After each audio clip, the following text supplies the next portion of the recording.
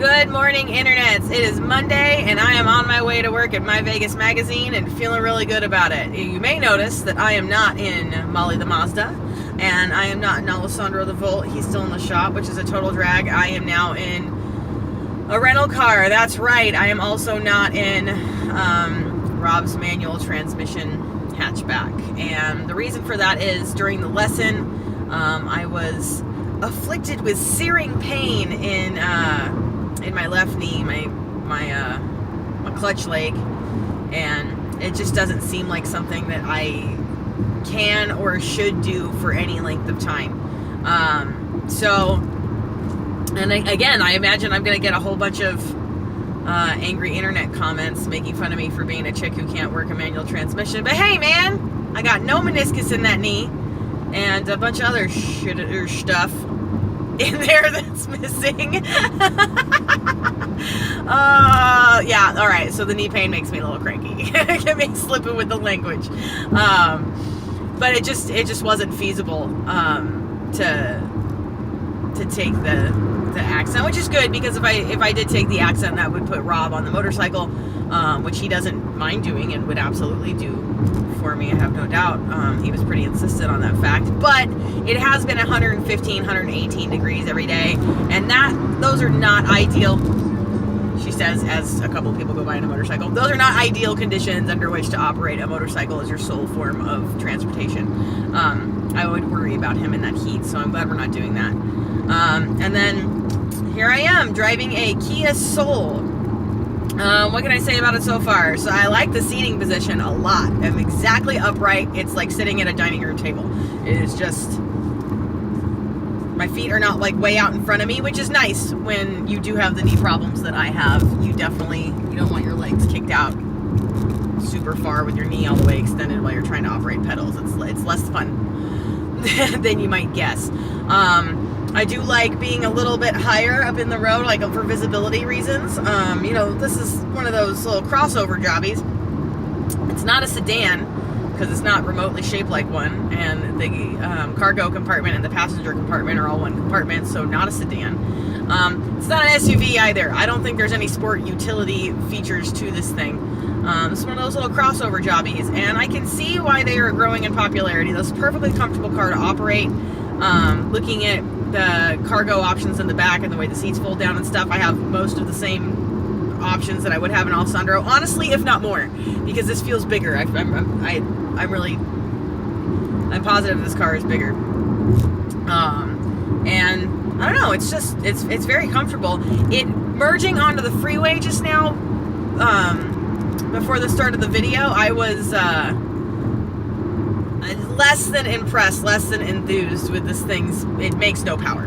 It's gutless. And that's, alright, yeah, of course it is. It's Kia Soul. Like, they're not known for, nobody says, ooh, I want something high horsepower, and then they come home with a Kia Soul. Like, nobody does that. That's not what you go to this car for. I wish it had a little more power, just for getting out of its own way, and getting on the freeway and stuff would be a lot easier if it had a little more power. But, that really being the only critiques, I don't have anything else bad to say about it. I mean, it's covered in a whole bunch of super angry rental car company stickers, like, there will be a minimum of $100 charged for excessive dirtiness upon return. It says that right on the windshield. There's a reason that sticker's there. Some people are nasty. So, and then, like, no smoking, and warning, vehicle monitored by a tracking system. But those aren't Kia's fault. That's budget rent-a-car. But it's a really nice car. The seats are very comfortable. Yeah, perfectly reasonable economy car. Does anybody out there drive a Kia Soul or know somebody with a Kia Soul? And if so, how do you like it? And that is a Porsche Macan S going past right now. Speaking of crossover SUVs. Ooh. Alright, what do you guys think about this? Rob and I have an ongoing debate about these Porsche SUVs, the Cayenne and the Macan, and does it still have that Porsche feel to you when you see one of those? Are you like, ooh, Porsche? Or are you like, why'd Porsche do that? Because we have a debate where a lot of times Rob will be like, ooh, Porsche, and I'll be like, Why would Porsche do that? That doesn't look like a Porsche at all. At all. I don't know. They look buggy and weird and bubbly and less interesting or exciting to me. Let me know what you guys think about those, because this crossover SUV thing is real. The car of the sedans aren't going to be the way anymore. They're making less and less of them all the time. Ford's phasing them out altogether, and it's. I know that is what is happening, and that's the direction that cars are going to go in general, and it makes perfect sense 99% of the time, especially with stuff like this with the keys. Like, why would this need to be a sedan? It doesn't need to be a sedan. It has all of the seating room of the sedan, plus infinitely more cargo options what would be this is a Kia. What would be the sedan version of this? I can't even remember right now. But like, there's no real advantage to smushing the thing and giving it a trunk and separating the trunk from the passenger compartment. There just is none.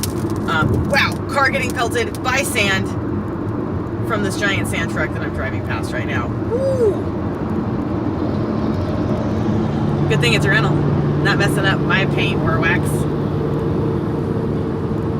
But yeah, I gotta say it's pretty good. But like, let me know what you guys think about this crossover SUVs made by Porsche and things like this. I mean, Jag has a couple also, and like these higher end cars that are known, like these manufacturers that are known for making like the super sport cars.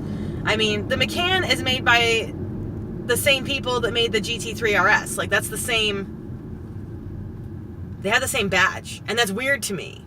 But then again, I guess Cadillac makes an Escalade while they're also making, the CTS and CTSV. Like, maybe I'm just being weird about it, but like, I just don't think the Macan or Cayenne are very good looking, and I don't know, for like the amount of you're still paying that Porsche price tag, and to not drive what is classically associated with the name brand Porsche. Like, I don't know. I don't know.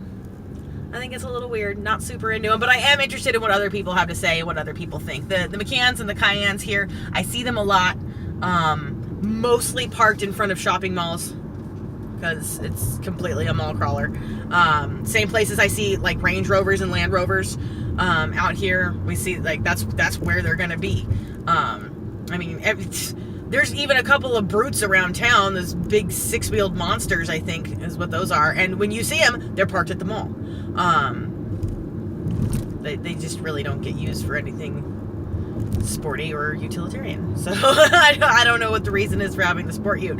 But this here little boxy, weird, hatchy, crossover, non-sport, sport ute shaped thing, I get it. This is kind of cool. If it made a little bit more power, this thing would be an ideal city car. And I got nothing bad to say about it. And this is such a good feeling, guys. I am one signal light is all I have left in between me and work, and I'm just like, oh, why is it red? Let me into work already. I want to go check my email. I want to go see my coworkers. I want to say good morning to my boss. I want to get to work. I want to get to work. I want to get to work.